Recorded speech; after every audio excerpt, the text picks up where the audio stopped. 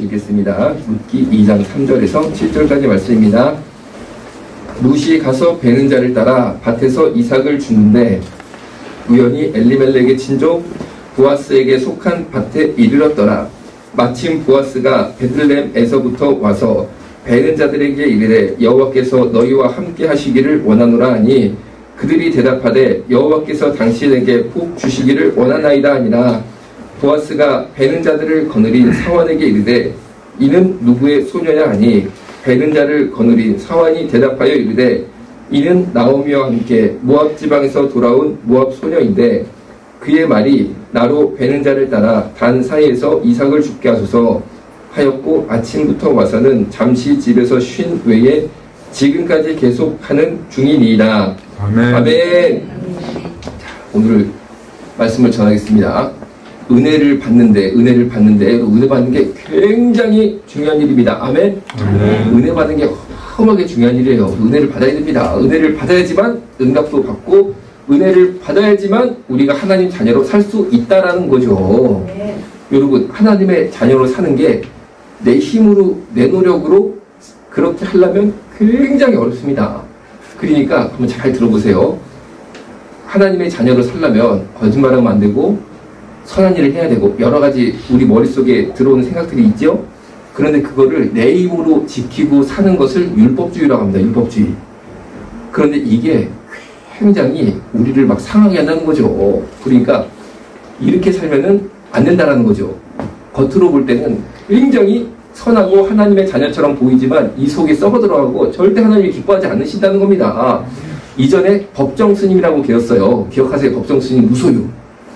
굉장히 책이 히트를 쳤습니다. 이분이 정말 무소유로 평생을 산속에서 조그만 암자라고 그러죠. 조그만 절에서 아주 유명한 분인데도 거기서 평생 그렇게 살다가 돌아가셨습니다.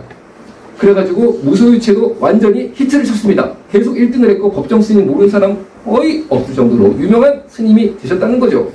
그런데 제가요 기독교인으로서 야, 이 법정 스님 무소유책이 이렇게 유명한데 그래 한번 보자. 뭐냐? 그 어떤 가르침이나 한번 내가 보자. 그래야지 사람들 마음도 아는 거니까 해가지고 교보문고에 가가지고 그 책을 딱 집었습니다. 집는 순간 그 책에 그 법정 스님의 사진이 있더구만요. 사진이. 그 사진을 딱 본 순간 제가 어떤 생각이 들었냐면요. 야, 이거는 아니다. 아멘. 왜냐면요. 법정 스님 무소유 책의 사진을 딱 보니까 이 그분의 얼굴이라고 그러죠. 얼굴이 어떠냐면요. 내가 마스크 보고 한번 흉내를 내볼게요.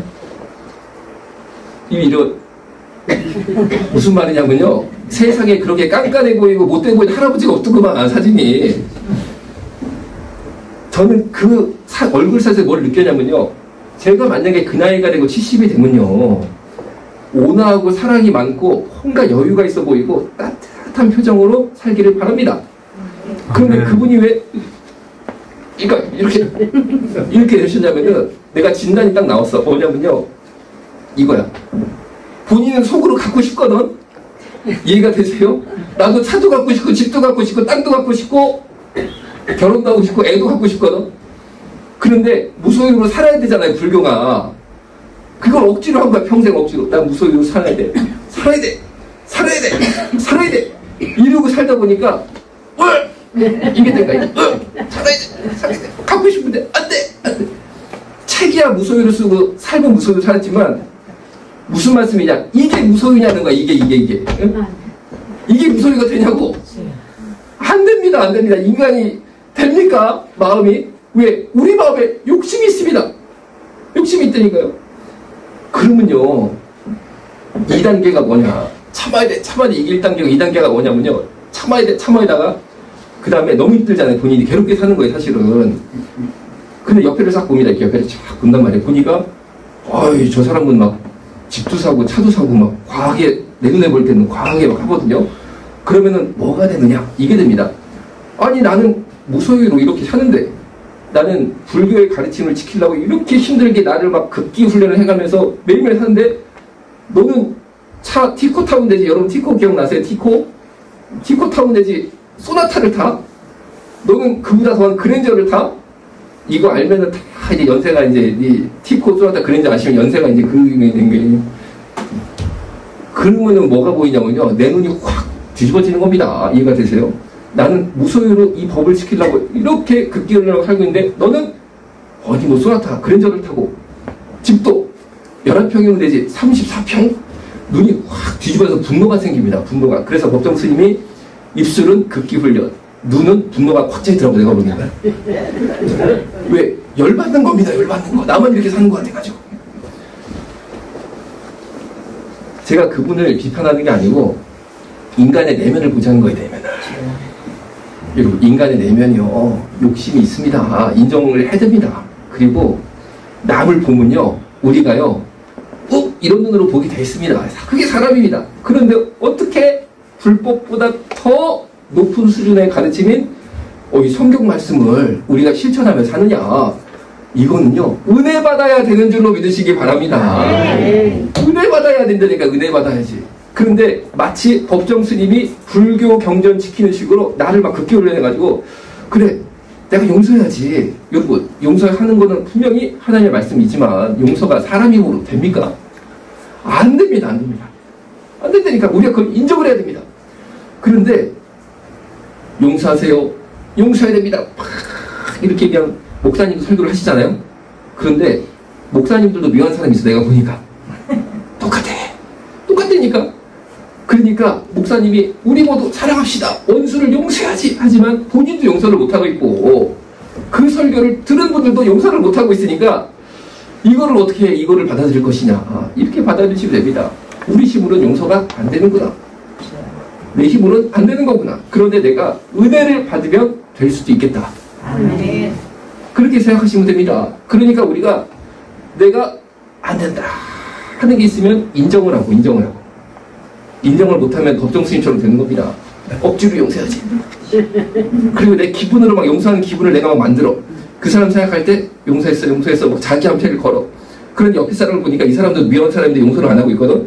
그럼 어떻게 되냐 아세요? 너는 왜 용서하네 이렇게 됩니다. 너는 왜 용서하네 이렇게 됩니다. 이게 불교식으로 법정 스님식으로 가는 겁니다. 기독교는 어떻게 되는 거냐면요, 도무지 용서가 안 되면요 기도하는 거. 예수님 내 입으로 안 됩니다. 은혜 주시면 내가 될 수도 있을 것 같아요. 은혜를 주세요. 은혜를 주세요. 은혜를 간구하는 거라는 거죠. 기독교는. 그래서 정말 어느 순간 은혜를 확 받아가지고 내가 자연스럽게 용서하는 마음이 싹 들어오면요, 그것은 하나님이 하신 것이고 내가 하는 게 아니니까 하나님께 감사하고. 왜 감사합니까? 내가 미워하면서 살라니까 좀 힘들었는데 용서하고 나니까 그 사람을 잊어버렸거든요. 그러니까 내가 미운 사람 내 머릿속에서 싹 지우개로 지우고 사니까 얼마나 편합니까? 얼마나 편해? 그러니까 하나님께 감사하고. 이게 기독교라는 거죠. 이게 기독교라는 거죠. 오늘 본문을 보면은 이 여인이요, 이 여인이 모압에서 이스라엘까지 와가지고 거지 생활을 합니다. 동명 생활을 합니다. 떨어진 이삭을 줍는 게 거지 생활이라고 말씀을 지난주에 드렸어요. 그랬는데 이 룻이 그거를 할 때 마침 보아스가 그곳에 오게 됩니다. 하나님의 섭리 가운데 만나게 됐다는 거죠. 그랬는데 어디서 보아스를 만났습니까? 내가 거지 동양 생활하는 그 시장바닥 같은 그 내 삶의 가장 밑바닥의 삶의 현장에서 하나님이 주신 응답과 은혜를 받은 줄로 믿으시기 바랍니다. 네. 자, 무슨 말이냐 이런 겁니다. 적극적으로 은혜를 받는 자리가 있고 소극적으로 은혜를 받는 자리가 있다라는 거예요. 적극적으로 은혜를 받는 자리가 있고 소극적으로 은혜를 받는 자리가 있다. 이게 무슨 말이냐면요, 소극적으로 은혜를 받는 거는요, 한번 잘 들어보세요. 이걸 오해하시면 안 됩니다. 여러분, 이제 예배 우리가 잘 은혜롭게 드리는 거 굉장히 중요하지만, 이 자리에 모인 거 굉장히 중요하지만, 이건 사실은요 소극적으로 은혜를 받는 자리예요. 뭐냐면요, 그냥 여러분들이 어떻게 보면은 저는 별 볼 일 없는 사람이지만 하나님께서 메시지를 주셔서 내 마음 가운데 은혜와 감동을 받는 자리잖아요. 그렇죠? 그리고 환경과 상황이 굉장히 안정되어 있잖아요. 여러분 지금 여기 막 예배 드린다고 위험한 건 없잖아요. 그렇죠?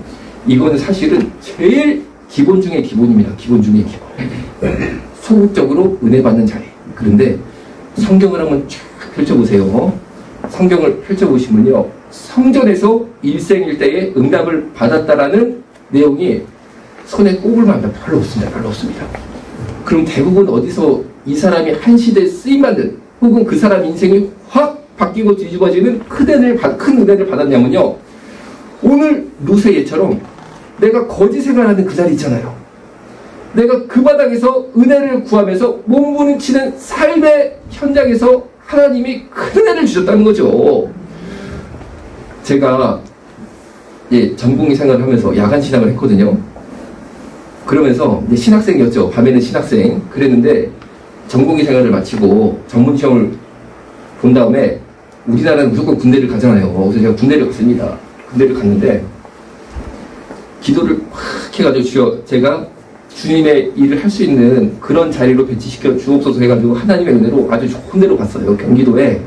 저는 이제 도립병원 과장으로 군대 생활을 이제 대체복무를 했습니다. 이 굉장히 좋은 자리거든요. 거기는 출퇴근을 합니다. 기본적으로 도립병원이니까 사회생활랑 똑같이 하는 거예요. 그리고 제가 응급실을 봤습니다. 응급실. 그러니까 직책은 응급실 과장이에요. 응급실 과장이었어요. 그런데 그 응급실 이천 도립병원 응급실 과장이 4명입니다. 저 포함해서 4명. 저 포함해서 4명. 4명이에요. 그러면은 그 4명이 어떡하냐면요. 24시간씩 하루 일하면 24시간. 밤 홀랑 새버립니다. 그래서 4일마다 가는 거예요. 4일마다. 그러면은 딱 맞는 거예요. 1년이 돌아가는 거예요. 그러니까 가면 고생을 많이 했죠. 거기가 이천 지역이 옆에 고속도로가 막 다녀가지고 밤에는요. 하여튼 교통사고 크게 고속도로 나가지고 몸이 그냥 막 이렇게 되시는 분들 오시면요. 하여튼 간에 제가요. 이거를 차차차 맞춰야 됩니다. 왜냐면 부모님이 오셔가지고 자기 자식 그런 거 된 거 보면 충격을 받으니까 이게 다 뒤틀어졌으니까 이걸 맞춰야 되거든요. 그래가지고요. 아이고 부모님이 딱 저희 병원에서 연락하면은 보통 1시간 만에 오시잖아요. 큰일 났다는데 그냥 확 밟고 오시잖아요. 1시간, 늦어도 1시간 반이면 서울역에서 이천까지 갑니다. 특히 야간에 뭐 금방 오잖아요. 그러면 그 시간에 그 부모님이 자기 자녀를 보고 정말 너무나 안타까운 일이죠. 애가 좀 조금 철이 없었다 그러니까 너무 죄송한 얘기지만 그냥 고속도로에서 막 200km 달리다가 그냥 꽝 박아버렸으니까 옆에를. 그러면 이게 어떻게 됐겠어요? 그냥 막 이렇게 됐어요. 그러면 부모님은 1시간 반 있다가 오실 것 같은데 자녀의 이런 걸 보면 안 되니까 이거를 막 꼬맵니다. 꼬매는데 얼마나 제가 빨리 이거를 꼬맸는지 제 별명이요. 인간 재봉틀이었다니까. 인간 재봉틀. 그냥 드르륵 하고 봐요. 드르륵 하고. 그렇게 안 하면 안 되니까 또 안 하면 안 되니까. 그래도 이거를 따다닥 맞춰놓습니다. 맞춰놓으면 이제 부모님 딱 오셔가지고 아이고 난리가 나는 거죠. 이제 난리가 나는 거죠. 그러면 그 부모님도 환자가 됩니다. 응급실 환자가. 쓰러지시니까 그러면 링겔 달고 막 산소 주고 그 생활을 했는데 저는 기뻤습니다. 그리고 여러분 흔히 말하는 조직풍경병 아시잖아요. 어이구 밤에 싸움이 나가지고요. 그냥 뭐 찔려서 오시고 맞아서 오시고 터져서 오시고 다 해야 됩니다. 다 하고요. 아이고 또 무슨 일이냐면요. 자살하는 처녀가 또 있습니다. 자살하는 처녀 뭔가 이렇게 사랑에 실패를 했다든지 여러 가지 이유로 자살을 하는데요. 아이고 이 처녀가 하필이면 까만색 한복 소복을 입고 자살을 하셨어. 그래서 공중에 때로 매달려 있는 거를 부모님이 보시기에를 딱 내려가지고 119를 태워가지고 응급실로 오니까 그러면 얘들요.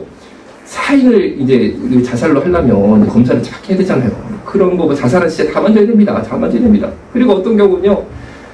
딱 하고 교통사고로 돌아가셨는데 혈액 검사가 필요한 경우가 있어요. 왜냐면 이제 알코올 중독인가 불러야 되니까. 그런데 죽은 다음에 얘를 차에서 끄집어야 되나 30분이 벌써 넘게 걸리니까 다른 데는 피가 다 굳어 있고요. 어디만 피가 있겠습니까? 심장 안에만 피가 있어요.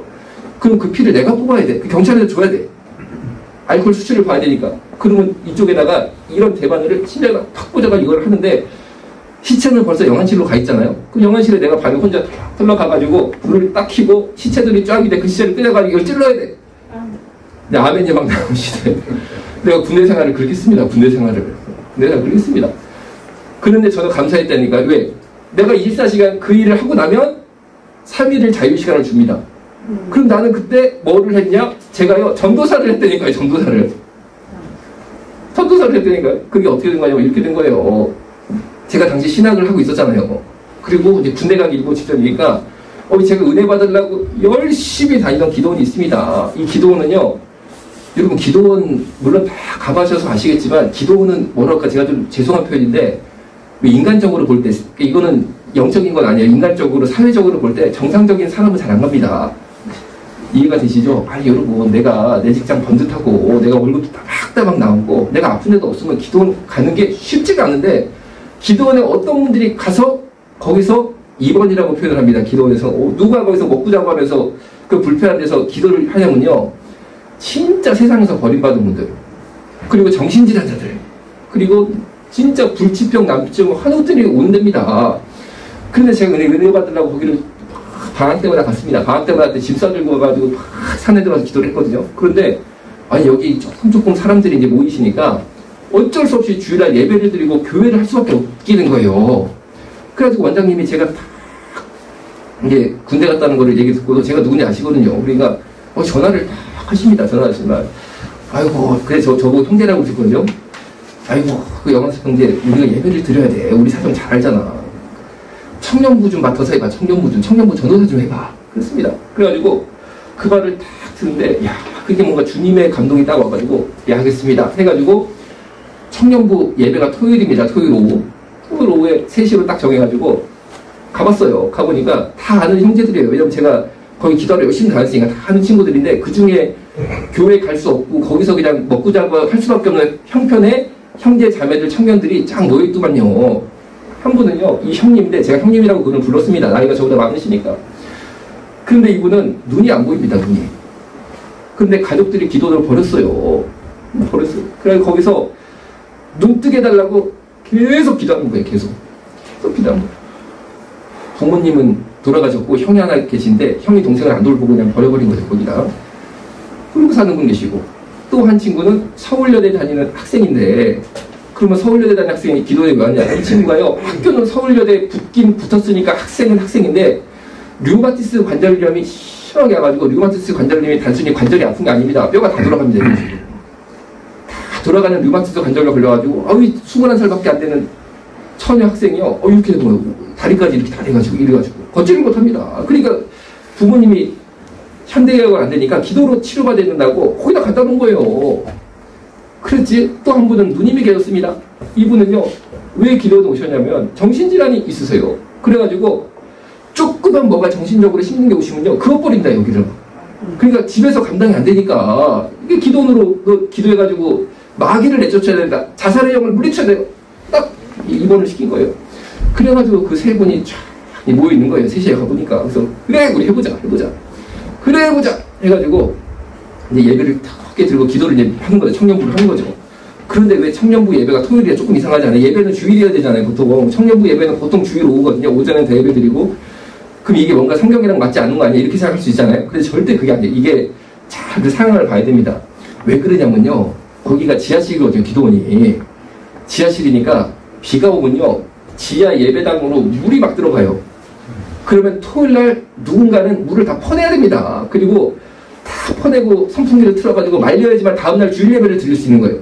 그거를 누가 하는 겁니까? 청년부가 하는 거 쉽게 말하면. 그러니까 우리는 3시야 무조건. 그래가지고 비가 오는데 야 우리 사명감을 가지고 내일 예배 사수하자. 너와 내가 아니면 누가 지킬까? 뭐 그거 있잖아 우리 군대 가면 부르는 거. 너와 내가 아니면 누가 지키랴. 그런 심정으로 이제 비를 퍼내기 시작하고 수건으로 바닥을 닦은 다음에 말리기 시작하고 선풍기를 트는데 생각해보세요. 우리 눈이 안 보인 형님은 눈이 안 보이니까 못하셔. 우리 류마티스 자매는 팔이 돌아가고 다리가 돌아가고 어떻게 움직이지를 못하셔. 그리고 우리 누님은 그런 힘든 일 하면 그거 팔려. 그냥 결국 할 사람 나밖에 없어. 그래도 나는 감사해. 그래도 감사해. 그래가지고 그분들 앞에 쫙 앉혀놓고 기도만 하십시오. 내가 할 테니까 기도하자. 그럼 그분이 기도를 열심히 합니다. 세 분이. 그럼 난 열심히 청소를 하는 겁니다. 아이고 그러고 내가 살았다니까. 그러고 내가 군대 마칠 때까지. 그러면 보세요. 잘 생각해보면요. 시설이 잘 갖춰지는 교회에서 주일날 떳떳하게 오후에 청년회를 멋지게 드리고 찬양대도 잘 되는데 멋지게 드리고 은혜를 더 받을 것 같잖아요. 그런데 저는 절대로 그렇지 않았어요. 저한테만 그거예요. 왜냐? 오늘 루시 은혜 받은 거를 보세요. 성전에 가서 은혜 받는 게 아니라니까요. 내가 거지 동냥하는 내 삶의 가장 밑바닥에서 주님의 은혜를 간구하면서 예수님만 바라보고 나갈 때 7절 보세요. 성실하게 했습니다. 아침부터 와서는 잠시 집에서 쉰 외에는 지금까지 계속하는 중이니이다. 이렇게 기도하면서 은혜로 계속 밀어붙일 때 그 자리에서 주님이 큰 응답을 주시더라는 거죠. 네. 이게 바로 적극적인 은혜 받는 방법입니다. 적극적인 은혜 받는 방법입니다. 여러분, 그러니까 우리가 정말로 여러분 혹시 지금 삶이 루시 동양생활, 이삭 생활하는 것 같은 그런 환경 속에 있으십니까? 아니면 내가 진짜 누구한테 말 못할 어떤 고민과 고난의 환경 가운데 있습니까? 그 자리가 바로 적극적으로 주님을 만날 자리인 줄로 믿으시기 바랍니다.